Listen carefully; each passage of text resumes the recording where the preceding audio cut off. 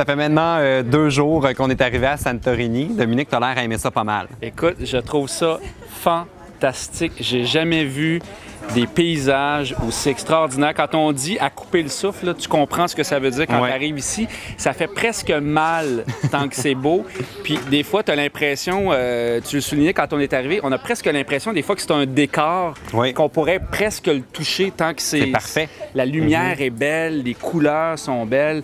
Même que, regarde, je prends même un verre rose. Il y a juste en Grèce que tu peux prendre un drink rose quand tu es un gars. Ah oui, sans te faire juger. Sans te faire juger. Sans te faire juger. Et là, aujourd'hui, pendant que moi, je me promenais à Fira, qui est un peu la ville principale ici, tu es allé, toi, du côté des plages. Oui, bien, il y a plusieurs plages ici à Santorini. Je suis allé en visiter 2. Il y a la plage noire, parce que c'est des espèces de petites roches noires, donc qui servent de plage. Et je suis aussi allé, et ça, vraiment, c'est un incontournable si vous venez ici, c'est la plage rouge. Vraiment, c'est fantastique. Le sable est rouge, il y a des falaises. Tu as vraiment l'impression que tu es sur une autre planète.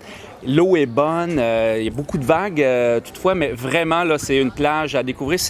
Ça n'a rien à voir avec les plages qu'on connaît, par exemple, dans le sud. Et tu t'es rendu là en 4 roues, parce qu'il faut dire que dans les prochains jours, il y aura une capsule sur le blog de notre excursion en 4 roues. C'était il y a déjà 3 jours à Mykonos. Vous allez voir, je pense que tu y as pris goût. Mais je pense que c'est une belle façon aussi de découvrir l'île, parce que, évidemment, un 4 roues, ça va un peu n'importe où.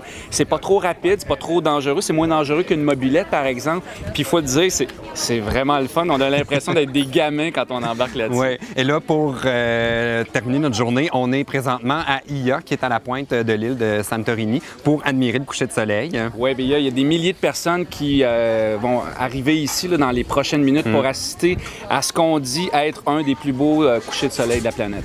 Et je vais terminer, je connais tellement pas de vocabulaire en grec que je vais terminer avec un des seuls mots que je connais. Kalamata! Kalamata!